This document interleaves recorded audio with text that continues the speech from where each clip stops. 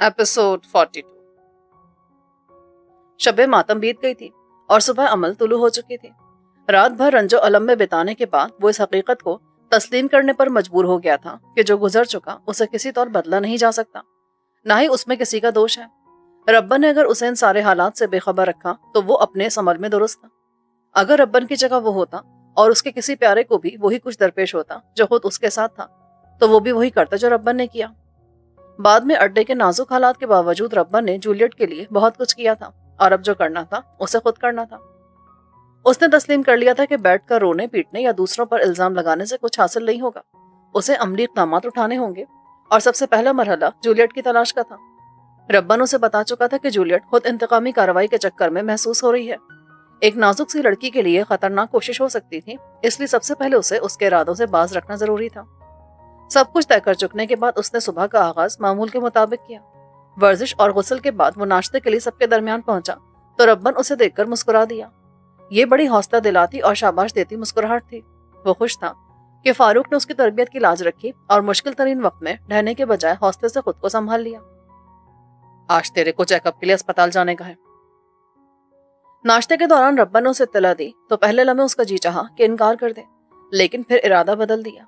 अच्छा था इस तरफ से भी इत्मीनान हो जाता तो फिर वो यकसुई से जूलियट को तलाश कर सकता था। नाश्ते के बाद वो अस्पताल के लिए रवाना हुआ तो मुन्नू पहलवान और अकबर उसके हमरा थे। रब्बन को पेशी के लिए अदालत जाना था। अड्डे के कुछ और लोग भी उसके साथ जा रहे थे।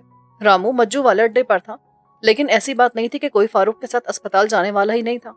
मुन्नू और अकबर का इंतखाब उसने अस खुद किया था। बम्बई उसके लिए अजनबी शहर नहीं था कि उसे किसी के साथ की जरूरत होती।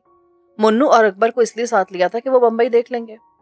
अस्पताल में कैथराइन की मौजूदगी की वजह से भी रब्बन को इत्मीनान था, इसलिए उसने फारूक पर किसी को साथ ले जाने के लिए ज्यादा दबाव नहीं डाला। फारूक अपने दोनों साथियों के साथ अस्पताल पहुंचा और कैथराइन की मदद से मुआयने के तमाम मरहल से गुजरता चला गया।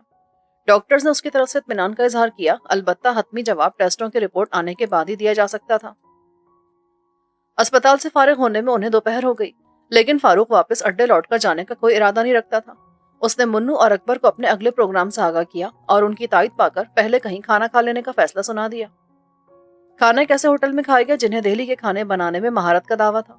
उन्होंने खाना मंगवाया और शुरू किया तो खाने पीने का शौकीन मुन्नू एक एक निवाले पर खाने की तारीफ करता चला गया। अलबत्ता फारूक और अकबर का मामला मुख्तलिफ था। अपनी अपनी जात के दुखों में घिरे वो दोनों बस दुनियादारी ही निभाते रहते थे और जिंदगी से रिश्ता कायम रखने के लिए खाते पीते थे। खाने से फरागत के बाद उन्होंने हस्ब प्रोग्राम स्टेशन का रुख किया। उनका इंतखाब वो स्टेशन था जहां से जूलियट की किसी दूसरे शहर रवानगी की इत्तला मिली थी। स्टेशन पहुंचकर उसने मुन्नू और अकबर को इजाजत दे दी कि वो स्टेशन पर घूमे फिरे और खुद बुकिंग ऑफिस का रुख किया। वहां दो क्लर्क थे और उनके पास बात करने की फुर्सत नहीं थी, लेकिन फारूक की जेब से नोट बरामद हुए तो उनके पास फुर्सत भी निकल आई और वो पूरी तरह ताउन के लिए आमादा नजर आने लगे। फारूक ने जूलियट की रवानगी वाले दिन का पूरा शेड्यूल हासिल कर लिया। जूलियट के स्टेशन पहुंचने के औकात में एक ट्रेन हैदराबाद के लिए भी रवाना हुई थी, लेकिन फारूक को यकीन नहीं था कि वो हैदराबाद गई होगी। रास्ते में छोटे बड़े बहुत से स्टेशन पड़ते थे और वो उनमें से किसी भी जगह उतर सकती थी। हैदराबाद से तो उसके ख्याल के मुताबिक जूलियट का कोई ताल्लुक ही नहीं बनता था, लेकिन ताल्लुक किसी और जगह से भी नहीं जोड़ा जा सकता था। उसने फैसला किया कि मोहल्ले के उन घरों से जिनसे जूलियट के खानदान के करीबी ताल्लुकात थे, इस सिलसिले में मालूमात हासिल करेगा। हो सकता उनमें से किसी को इल्म हो कि उनमें से किसी जगह जूलियट के कोई रिश्तेदार या जानने वाले रहते हों। अपने सामने रखे रिकॉर्ड को देखते हुए वो अपनी ही सोचों में उलझा हुआ था। उसने उस स्पेशल दूध पत्ती की चाय की तरफ भी नजर उठाकर नहीं देखा जो बतौर खास उसके लिए मंगवाई गई थी। अगर किसी खास सवारी के बारे में मालूम करना है बाबू तो बताओ। इधर एक कुली है यार मोहम्मद, उसकी याददाश्त बहुत अच्छी है, हो सकता है वो आपकी मुश्किल हल कर दे। क्लर्क ने उसे हल पेश किया। वो उम्मीद की किसी किरण को कैसे नजरअंदाज कर सकता था। फौरन ही उस कुली से मिलने की हामी भर ली। थोड़ी देर में यार मोहम्मद उसके सामने था। तकरीबन 55 साल यार मोहम्मद अपने कदो कामत, रंगत और नक्कुश से पठान लग रहा था।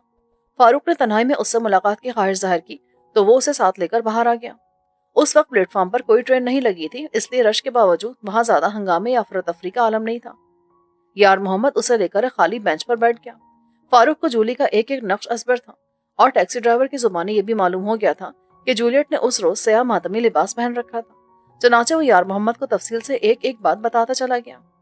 यार मोहम्मद ने उसका एक एक लफ्ज तवज्जो से सुना और आंखें सुकेड़कर यूं खला में देखने लगा जैसे जहन पर जोर डाल रहा हो। बिलाखिर वो उस कैफियत से बाहर निकला اور امید و بیم کی کشمکش میں مبتلا فاروق کی طرف دیکھ کر مسکرا دیا۔ کچھ یاد آیا بابا؟ فاروق نے بےتابی سے پوچھا۔ بالکل یاد آ گیا، ہم حیدرآباد جانے والے خاندان کا سامان ڈبے میں رکھ رہا تھا، تب ہم نے اسے دیکھا، وہ بالکل اکیلا تھا، اس کے پاس زیادہ سامان بھی نہیں تھا، صورت سے بہت دکھی لگتا تھا۔ تو کیا وہ حیدرآباد جانے والی ٹرین میں بیٹھی تھی؟ بالکل بیٹھا تھا بابا، ہم اور کیا بول رہے ہیں؟ تو کیا وہ حیدرآباد جا رہی تھی؟ فاروق نے حیرت سے پوچھا۔ ٹرین تو حیدرآباد کا ہی تھا، پر ہم کیا بول سکتا ہے کہ وہ سیدھا ادھر ہی جا رہا تھا یا راستے میں کہیں اترنے کا تھا؟ فاروق کو تسلیم کرنا پڑا کہ اس کا سوال درست نہیں تھا۔ بہرحال جتنا کچھ معلوم ہو گیا تھا وہ بھی بہت تھا، کم از کم اس کے سامنے ایک سمت تو تھی، ورنہ اب تک تو یہی سمجھ نہیں آ رہی تھی کہ وہ کس طرف گئی ہیں۔ قلی کو یہ قیمتی معلومات فراہم کرنے کے عوض اس نے انعام سے نوازا اور منو اور اکبر کی تلاش میں نظریں ادھر ادھر دوڑائیں۔ وہ تو نظر نہیں آئے، لیکن اس کی نظروں نے ایک شناسا چہرے کو اپنی قید میں لے لیا۔ اس چہرے کو دیکھ کر وہ اپنی جگہ کھڑا نہ رہ سکا اور اس کی طرف دوڑا۔ وہ اسٹیشن سے باہر کی طرف جاتا محسوس ہو رہا تھا۔ فاروق نے اپنے قدموں کی رفتار تیز کی اور لمحوں میں اس کے برابر میں پہنچ گیا۔ کسی کو اپنے اتنے قریب پا کر وہ ذرا سا چونک کر اس کی طرف متوجہ ہوا۔ رکنے کی ضرورت نہیں ہے، میرے ہاتھ میں چاقو ہے جو اپنی بات نہ ماننے کی صورت میں سیدھا تمہارے دل میں اتار دوں گا۔ اس کے ساتھ بالکل چپک کر چلتے فاروق نے چاقو کی نوک اس کے پہلو میں چبو کر اسے دھمکی دی۔ اس نے چاقو کو اتنی مہارت سے پکڑا تھا کہ دیکھنے والوں کو اندازہ بھی نہیں ہو سکتا تھا کہ اس کے ہاتھ میں چاقو ہے۔ تم اتنے لوگوں کے بیچ میں مجھے قتل نہیں کر سکتے، میں تمہیں قتل کرنا بھی نہیں چاہتا، لیکن اپنی بات نہ ماننے کی صورت میں قتل کرتے ہوئے ہچکچاؤں گا بھی نہیں۔ فاروق کے لہجے میں ایسی غرہٹ تھی کہ اس شخص کو اس کے ارادے کی پختگی پر کوئی شک نہ رہا۔ کیا چاہتا اپن سے؟ اپن تو تیرے کو جانتا بھی نہیں ہے، لیکن میں تمہیں اچھی طرح جانتا ہوں۔ تم بھاٹیا سیٹ اور اس کی بیٹی کے زرخرید کتے ہو اور ان دونوں کے حکم پر لوگوں کو کاٹتے پھرتے ہو۔ فاروق کے الفاظ اور لہجے کے تنفر پر وہ چونکا اور پھر بولا، اپنے کو یاد نہیں پڑتا کہ کبھی اپن کا تیرے ساتھ ٹاکرا ہوا ہو؟ آج تو ہو گیا نا، اب تو اسے اپنی آخری سانس تک یاد رکھے گا۔ فاروق نے پھنکار کر کہا اور ساتھ ہی اسے اس سمت میں لے گیا جہاں بیت الخلا بنے تھے۔ وہ بمبئی لوٹتے ہوئے بھاٹیا سیٹ کے اس گنڈے سے نمٹنے کا عہد کر کے آیا تھا، لیکن یہاں آتے حالات ایسے ہو گئے تھے کہ پہلے تو اسے بمبئی میں ٹکنا ہی نصیب نہ ہوا اور کلکتے کا سفر اختیار کرنا پڑا۔ پھر خود جولی کے ساتھ بیتنے والے حادثات کی خبر سن کر اسے اس کے سوا کوئی ہوش نہیں رہا، لیکن یہاں اسٹیشن پر اسے دیکھ کر وہ خود کو روک نہیں پایا تھا۔ دیکھو دوست، اپن کو لگتا ہے کہ تیرے سے کوئی مسٹیک ہو رہی ہے۔ گنڈا ہونے کے باوجود تو فاروق کے انداز پر تھوڑا سا گھبرایا ہوا تھا۔ دوست مت کہو مجھے، میرے دوستوں کو نقصان پہنچانے والا میرا دوست نہیں ہو سکتا۔ ارے تو اپنے کو یہ تو بتا کہ اپن نے کیا کیا ہے؟ اس دوران وہ بیت الخلا کی قطار کے بالکل قریب پہنچ چکے تھے۔ سوال تو نہیں، میں کروں گا۔ فاروق نے کھلے دروازے سے اس کو اندر دھکیلا اور خود بھی اندر گھس کر چٹخانی لگا لی۔ اب اس نے اپنا چمکدار پھل والا چاقو بھی نمایاں کر دیا تھا۔ تو ایسے ہی اپن کے گلے پڑ گیا ہے۔ ایسے گلے پڑ گیا ہوں؟ فاروق نے غصے سے اس کا گریبان پکڑ کر کھینچا اور چاقو کی نوک اس کی گردن پہ رکھ دی۔ میں ایسے ہی گلے پڑ گیا ہوں تو انکار کر دے کہ تو بھاٹیا سیٹ کا کتا گنیش نہیں ہے اور کچھ دن پہلے تو بملا بھاٹیا کے بلاوے پر شملہ نہیں گیا تھا۔ فاروق نے چاقو کی نوک اسے چبوئی۔ ٹھیک ہے، اپن گیا تھا، پر تیرے کو اس سے کیا لینا دینا ہے؟ سوال نہیں، سارے سوال اب میں کروں گا، تجھے صرف جواب دینے کا ہے۔ پوچھو، کیا پوچھنا چاہتے ہو؟ تو نے نئی فلم اسٹار چاندنی کو کس کے حکم پر قتل کرنے کی کوشش کی تھی؟ فاروق کا پوچھا سوال گنیش کو کسی ڈنگ کی طرح لگا۔ کون چاندنی؟ اپن کو کسی کی ہتیا کرے گا؟ جھوٹ نہیں بول مجھ سے، میں سب جانتا ہوں۔ مجھے تو یہ بھی معلوم ہے کہ بملا کے کہنے پر تو نے اس کے پتی کو جان سے مارا تھا۔ فاروق نے جیسے اس کا سر پر دھماکہ کر دیا۔ وہ پھٹی پھٹی نگاہوں سے فاروق کو دیکھنے لگا۔ کیا تو انکار کرے گا کہ شملہ کے جنگل میں تو بملا بھاٹیا سے ملا تھا اور وہاں اس نے تجھے کسی کو ٹھکانے لگانے کے لیے بڑی رقم دی تھی؟ میں اس ملاقات کا ہی شاہد ہوں، لیکن اس وقت میں جان نہیں سکا تھا کہ وہاں ہونے والی سازش چاندنی کے خلاف ہے۔ بس میں تجھ سے اس بات کی تصدیق کروانا چاہتا ہوں کہ تو نے ہی بملا کے کہنے پر چاندنی کی گاڑی کو ٹکر ماری تھی نا؟ میں اس ایکسیڈنٹ کا بھی گواہ ہوں اور میں ہی گھائل چاندنی اور مردہ زمرد بائی کو سڑک سے اٹھا کر اسپتال لے گیا تھا۔ فاروق جو بول رہا تھا، گنیش کے چہرے کی رنگت زرد پڑتی جا رہی تھی۔ پھر بھی اس نے خود کو سنبھالنے کی کوشش کی اور بولا، اپن کی کچھ سمجھ نہیں آ رہا کہ تم کیا بول رہا ہے، اپن ایسا آدمی نہیں ہے۔ میں نے کہا نا کہ جھوٹ نہیں، مجھے صرف اس بات کی تصدیق کرنی ہے کہ تو نے بملا بھاٹیا کے کہنے پر ہی چاندنی پر وہ قاتلانہ حملہ کیا تھا یا نہیں۔ فاروق نے چاقو کی نوک کا دباؤ بڑھایا تو اس کے گلے سے خون کی چند بوندیں چھلک پڑی۔ فاروق نے ان چند بوندوں کی قطعی پرواہ نہ کی کیونکہ اس وقت اس کی نگاہوں میں بے داغ حسن کے مالک چاندبانو کا جھلسا ہوا چہرہ گھوم رہا تھا۔ چاندبانو کا فلمی نام چاندنی تھا، اس لیے وہ گنیش سے پوچھ گچھ کے لیے اسی نام کا استعمال کرا تھا۔ अपन ने मिस बिमला के कहने पर ही वो सब कुछ किया था, वरना अपन को उस फिल्मी हीरोइन से कुछ लेना देना नहीं था।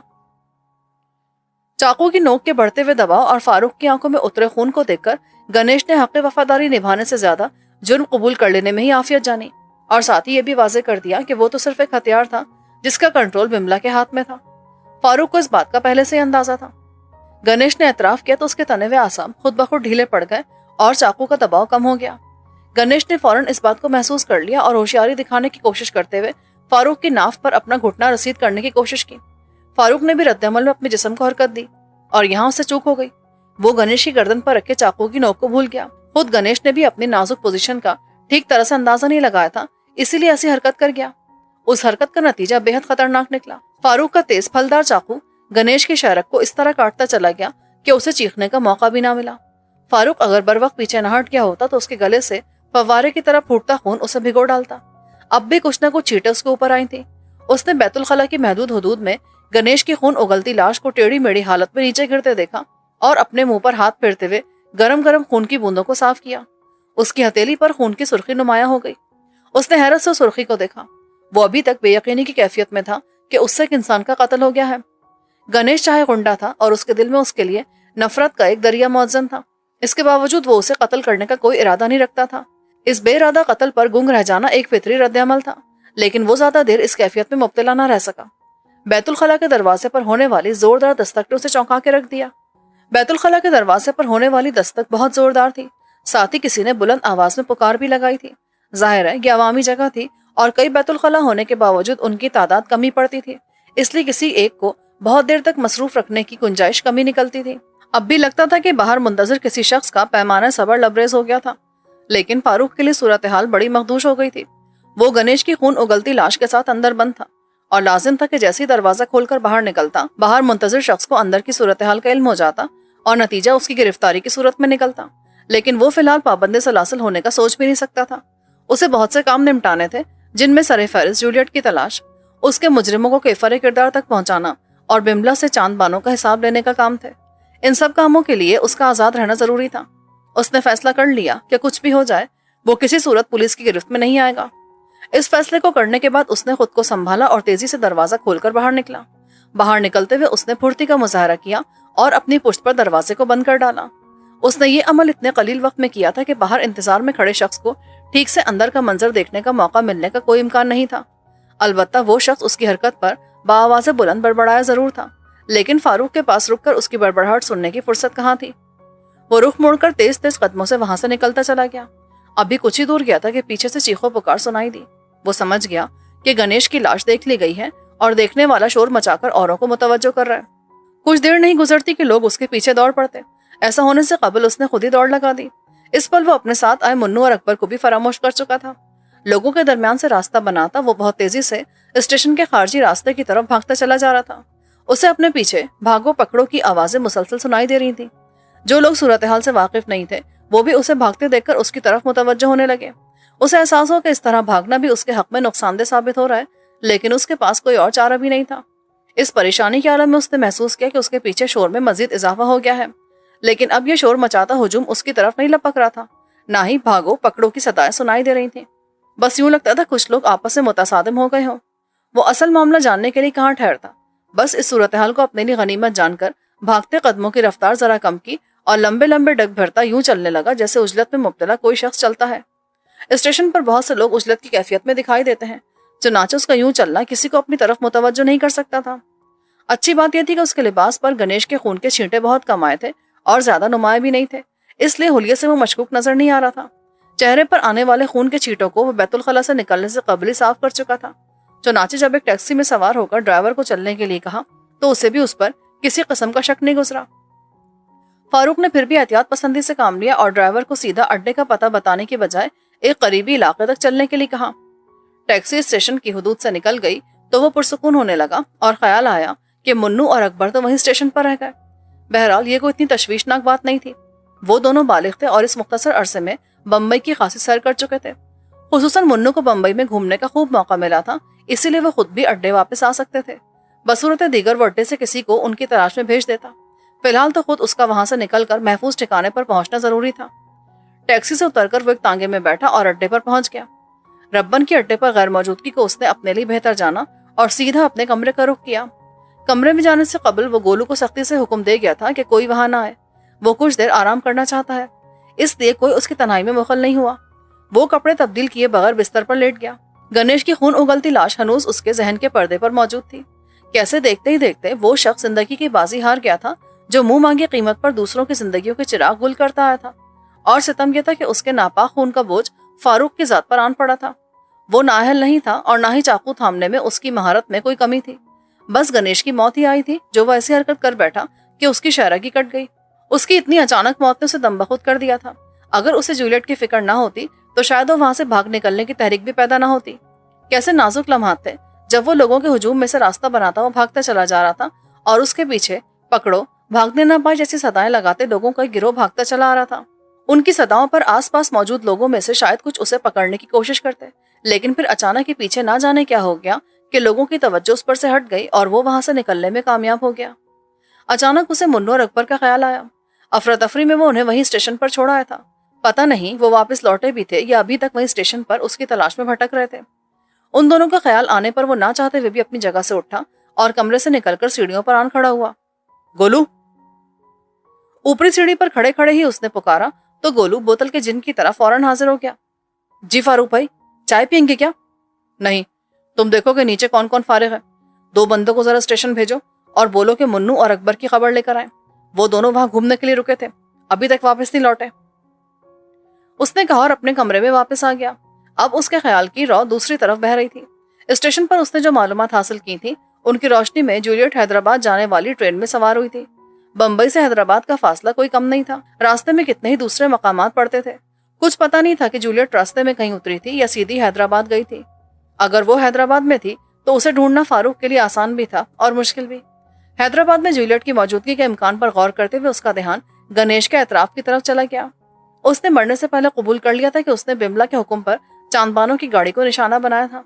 खुद से बेपनाह मोहब्बत करने वाली चांदबानो का उस पर यह हक था कि वो उसके साथ होने वाले जुल्म का बिमला से हिसाब लेता। उस अमीरजादी ने अपने इख्तियार के ज़ोम में चांदबानो को महज इसलिए निशाना बनवाया था कि वो उसे अपने और फारूक के दरमियान हाइल महसूस करी थी। हालांकि ऐसा कुछ नहीं था। चांदबानो भी फारूक से मोहब्बत करके उतनी ही तृष्णा थी जितनी बिमला भाटिया, लेकिन दोनों की मोहब्बत में यह फर्क था कि बिमला भाटिया हर हाल में फारूक को हासिल कर लेना चाहती थी और चांदबानो अपनी बेलौस मोहब्बत पर ही काने हो गई थी। फारूक ने दिल में फैसला किया कि वो जूलियट की तलाश में जाने से कबल ये फर्ज अदा करके जाएगा, क्योंकि कुछ पता नहीं था कि जूलियट की तलाश में कितना वक्त लग जाता और उसे वापस आना नसीब भी होता या नहीं। फारूक भाई, आपको दादा बुलाते हैं। गोलू ने सदा लगाई। आता हूं अभी। वो रब्बन के बुलावे को कैसे टालता। चनाचे फौरन बिस्तर से उठ खड़ा हुआ। नीचे पहुंचा तो रब्बन उसका मुंतजिर था। उसके आसपास कोई दूसरा नहीं था, जिससे अंदाजा होता था कि वो तन्हाई में उससे बात करना चाहता है। फारूक को बेचैनी सी होने लगी। तन्हाई में बात करने का मतलब था कि रब्बन उससे को खास बात करना चाहता है। बैठ जा, मेरे चेहरे को टटोल कर क्या मालूम कर सकेगा। रब्बन ने कदरे खफा से लहजे में हुक्म दिया तो वो खिसियाया हुआ उसके सामने बैठ गया। अब बता, हुआ क्या है? क्या हुआ है? फारूक ने हैरत से उसका सवाल दोहराया। तूने वो जो 2 हराम के जन स्टेशन भेजे थे वो लौट आए हैं और अपने साथ बहुत से समाचार भी लेकर आए हैं। कैसे समाचार? उधर स्टेशन पर किसी ने भाटिया सेठ के पालतू गुंडे गणेश की हत्या कर दी है और वो दोनों जो तेरे साथ स्टेशन गए थे वहां दंगा फसाद करते हुए पकड़े गए हैं। कहने वाले कहते हैं गणेश का खून ही पकड़ा जाता अगर बीच में उन दोनों ने लफड़ा शुरू ना कर दिया होता। अब वो दोनों थाने में है। तू अपन को सारा आगा पीछा बोल दे ताकि अपन उन्हें छुड़ाने का कोई रास्ता निकाल सके। रब्बन ने अपने उसी लहजे में उसे हालात से आगाह किया तो उसके पास कुल अहवाल सुना देने के सिवा कोई चारा ना रहा। रब्बन से बढ़कर इन हालात में कोई उसका हमदर्द और मददगार हो भी नहीं सकता था। हराम का जाना था, हराम की मौत मर गया तो इसमें तेरा क्या दोष? तेरे को मगज पे जास्ती जोर डालने का नहीं। बाकी अपन देख लेते हैं कि उन दोनों का मामला क्या है। निकाल लाएंगे उन्हें सलाखों के पीछे से। पर अपन तेरे को इतना जरूर बोलेंगे कि अभी हालात अपने लिए अच्छे नहीं है। इस वास्ते तेरे मेरे समेत सबको चारों खूट देखकर चलना लाजिम है। साले पुलिस वाले जो कल तक अपने यार बने फिरते थे अब माथे पर आंखें रख के बैठे हराम के जने। ये तो अच्छा हुआ कि स्टेशन पर किसी के हाथ नहीं आया तू, वरना बड़ी मुसीबत खड़ी हो जाती। मुझे एहसास है दादा कि हालात ठीक नहीं है। बस गणेश को देखकर मैं खुद को रोक नहीं पाया और बाद में जो कुछ हुआ उसमें मेरे इरादे का कोई दखल नहीं था। लेकिन अब तुम क्या करोगे? पुलिस वालों से जाकर उन दोनों के लिए बात करना कहीं उनके लिए और मुश्किल खड़ी ना कर दे। वो अपना वकील है ना अशोक बच्चन, उसको बोलते हैं। उसकी खोपड़ी में पुलिस वालों से निपटने के वास्ते बड़ी तरकीबें होती हैं, वो देख लेगा इस मामले को। रब्बन मुतमईन था और उसका ये इत्मीनान गलत भी साबित नहीं हुआ। अगले दिन दोपहर के खाने से पहले मुन्नू और अकबर उनके दरमियान मौजूद थे और मुन्नू उन्हें तफसील से सारा किस्सा सुना रहा था। असी तो स्टेशन की रौनकें देखने में मगन थे जी। शोर उठा तो पहले ही अपने अकबर की नजर पड़ी। उन देखकर मैनू दसिया कि लोग फारूक भरा के पीछे भाग रहे हैं और लोगों की हुकारों पकारों से अपने को लगा कि मामला वटा गड़बड़ है। अगर फारूक भरा पकड़ा गया ना तो वटी मुश्किल नहीं पड़ जाएगा। बस फिर अपन अकबर को साथ लेकर बीच में घुस गए। किसी को कोहनी मारी तो किसी को लत। फिर क्या था, लोग फारूक भरा नु भूल भाल के हमसे उलझ गए। हंगामा बढ़ा तो पुलिस आई और हम दोनों समेत और बंदे भी गिरफ्तार कर डाले। असी अपने बयान में इधर का कुछ नहीं बोले, बस पुलिस को यह बताया कि असी चंडीगढ़ से बंबई घूमने वास्ते आए हैं। स्टेशन पर लफड़ा इस वास्ते हुआ कि उन लोगों ने भागते हुए अपने को जोर से धक्का दिया था, जिसकी वजह से असादे कीमती थे नाजुक सामान टूटकर बिखर गया। पुलिस वाले साले अपने को बहुत गालियां दी, छितरौल भी की कि अपनी वजह से खूनी भाग निकला, पर अपन भी परों पे पानी नहीं पड़ने दिए। ना पुलिस वालों के कहने पर यह माने कि हम खूनी के साथी हैं और हमने अपने साथी को भगाने के लिए सारा नाटक किया था। बस बाकी काम रब्बन दादा के भेजे वकील ने कर दिखाया और असी वापस पहुंच गए। मुन्नू समझता था कि बंबई के बासी उसकी पंजाबी नहीं समझ सकते, इसलिए पूरा किस्सा सुनाते हुए कोशिश की थी कि पंजाबी का इस्तेमाल कम से कम हो, लेकिन बहरहाल वो इससे बिल्कुल बाज नहीं रह सकता था। सबने उसकी मिली जुली बोली में पूरा किस्सा भरपूर दिलचस्पी के साथ सुना। सामईन की तादाद महदूद थी। अड्डे के हर फर्द पर भरपूर एतमाद के बावजूद रब्बन ने यह किस्सा रामू के सिवा किसी के इल्म में नहीं आने दिया। एतमाद अपनी जगह पर एहतियात अपनी जगह। उस वक्त सामईन में भी सिर्फ रामू, फारूक, अशोक बच्चन और वो खुद शामिल थे। मुन्नू के सुनाए किस्से का बाकी हिस्सा अशोक ने बता दिया। हालात को देखते हुए उसने भी चालाकी से काम लिया था और खुद मुन्नू और अकबर की वकालत के लिए थाने पहुंचने के बजाय अपने एक वकील दोस्त से ही काम लिया था। उस मौके पर शकुंतला के बाप सेठ अनुपम अग्रवाल का हवाला काम आया था। अनुपम अग्रवाल चंडीगढ़ में कयाम के अरसे में मुन्नू से गायबाना मुतारिफ हो चुका था, इसलिए उसने रब्बन के एक फोन पर फौरन पुलिस वालों के सामने ये बयान देने की हामी भर ली कि मुन्नू उसका मेहमान है और चंडीगढ़ से अपने दोस्त के साथ बंबई घूमने आया है। अशोक बच्चन का दोस्त वकील सेठ अनुपम अग्रवाल का हवाला साथ लेकर थाने पहुंचा, इसीलिए बासानी मुन्नू और अकबर की रिहाई अमल में आ गई। भाटिया के बजाय सेठ अनुपम अग्रवाल का इंतखाब रब्बा ने सोच समझ कर किया था। वो पुलिस या भाटिया को ऐसा कोई सिरा नहीं पकड़ाना चाहता था कि उन्हें यह अंदाजा हो सके कि सारे किस्से का अड्डे से कोई ताल्लुक है। अगर मुन्नू और अकबर का अड्डे से ताल्लुक साबित हो जाता तो फिर पुलिस को अंदाजा करने में देर न लगती कि गणेश के कत्ल से अड्डे के किसी फर्द का ताल्लुक है।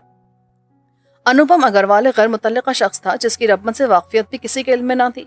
असल में तो ये वाकफियत भी इत्तेफाकन ही हुई थी। बंबई से चंडीगढ़ जाते हुए सेठ की बेटी शकुंतला से उन लोगों की रेल में मुलाकात हो गई थी। वो माजिद अली नामी शख्स के बहकावे में आकर जरो जेवर समेत अपना घर छोड़कर चंडीगढ़ जा रही थी। रब्बन ने सूरत हाल को भांप लिया था और माजिद की बेईमानी व बदनीयती को शकुंतला के सामने खोल कर रख दिया था। फिर शकुंतला को उसके बाप के हवाले करने की कार्रवाई भी रब्बन ने ही ऐसा तरीके से निपटाई थी। बेटी की बर्बादी और अपनी बदनामी से बच जाने वाला सेठ अनुपम अग्रवाल रब्बन की उस मेहरबानी के लिए उसका एहसानमंद था। इसीलिए एक ही फोन कॉल पर ना सिर्फ उसका काम कर डाला बल्कि उसे फारूक समेत अपनी कोठी पर आने की दावत भी दी। रब्बन ने उससे वादा कर लिया था, लेकिन फिलहाल कोई दिन तय नहीं किया था। फारूक खामोशी से बैठा सबकी सुनता रहा और अपने लिए उनका खुलूस महसूस करता रहा। रब्बन की अपने लिए मोहब्बत तो उसके लिए कोई नई बात ना थी। वो जानता था कि रब्बन उसकी खातिर हर हद तक जा सकता है। लेकिन कुछ दिन के शनासा मुन्नू और अकबर ने कैसी मिसाली मोहब्बत का सबूत दिया था। उसे वो लम्हात कैसे भूल सकते थे जब वो गणेश के मरने के बाद अपनी जान बचाने के लिए स्टेशन से निकल जाने की फिक्र में था और लोगों का एक हुजूम उसके पीछे लपका चला आ रहा था। उस वक्त अगर मुन्नू और अकबर अपनी परवाह ना करते हुए अगर वहां हंगामा खड़ा ना कर देते तो उसके लिए अपनी जान बचाकर निकल आना आसान ना था।